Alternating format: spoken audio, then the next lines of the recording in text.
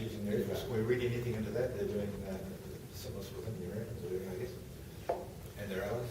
Yeah, well, the Iranians, of course, are opponents to Islamic State in Iraq and Syria, and this is something which makes perfect sense.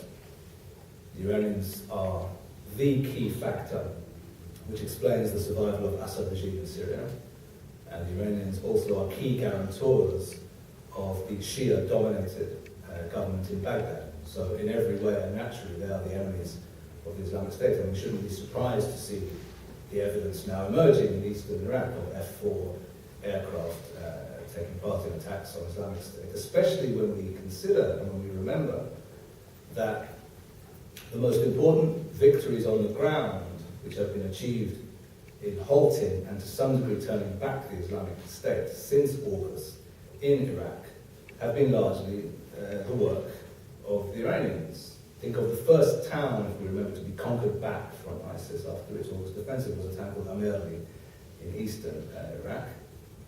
And the forces that took the town back were the Kurdish Peshmerga of Jawad al-Talabani, the Iraqi security forces, and pro-Iranian Shia militias on the ground, and no less a personage than General Qasem Soleimani of the Quds Force of the Iranian Revolutionary Guards Corps was there on the ground administering the center of these forces.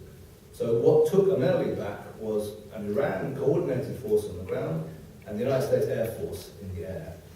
Now, this is something which I think we ought to give us pause. The Islamic State, of course, is a disgusting entity on every level, but the Islamic Republic of Iran is a far more potent enemy of the West.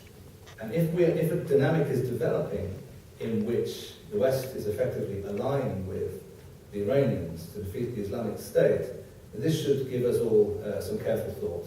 Whether we think at the end of the day that this disgusting entity which Abu Bakr al-Baghdadi and his friends have created is a more potent and more dangerous force than the Islamic Republic of Iran and its friends, to the extent that we need to unite with them to destroy it, or whether that may well be a mistaken direction which we are finding ourselves dragged towards. My view is it's the latter, and I think we need to think very carefully about what all this may mean.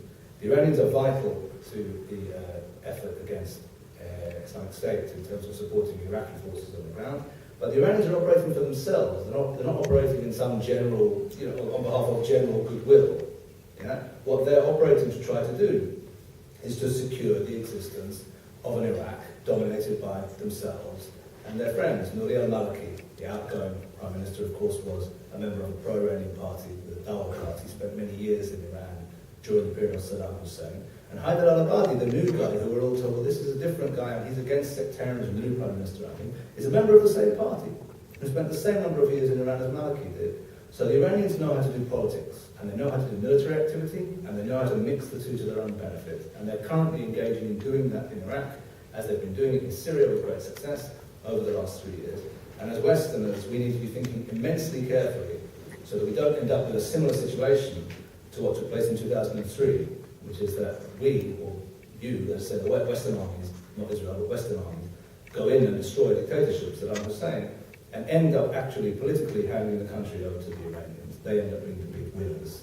We need to be thinking very carefully about that. And in this regard, the news of the actions of the F-4 bombers, and then the statement by Secretary John Kerry, and I forget the exact words, but basically saying, yeah, this is kind of pretty good, is something which makes me feel slightly uneasy, and I think we need to be thinking carefully about the implications of this. Yes, please.